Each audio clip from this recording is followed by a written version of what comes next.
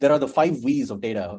Some of you might have heard this, but I want to talk about this because this is important to the AI world that we're in right now. Number 1 is volume, just sheer amount of data that's going to come, real time, non-real time, batch. How late is it? Is it aggregated? Is it granular? All of that, right? And when we talk about real time, the velocity of data, a B2B company's velocity of data will be a lot lower than a B2C company, right? A FedEx is going to get a heck of a lot more velocity than a small, medium business. Your deal velocity is going to, like the number of deals that come through the pipe, are going to be different. The number of customer engagements are going to be different, right? So B2C, B2B is different. B2B2C is different.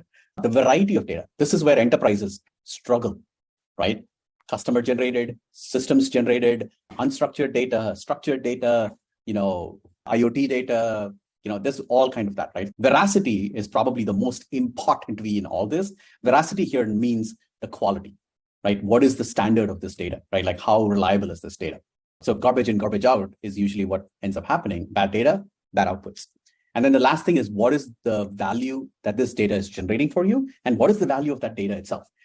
Examples like social media interactions about something are valuable to some companies, but not valuable to others. Like if you're a B2B company, having someone talk about the US Open where Andy Murray was there, Andy Murray playing in US Open and people tweeting and doing something about it has no value to you being a B2B company. But if you're a marketing company or an apparel company, you're definitely going to pay attention to that versus something else, right? So value is super important.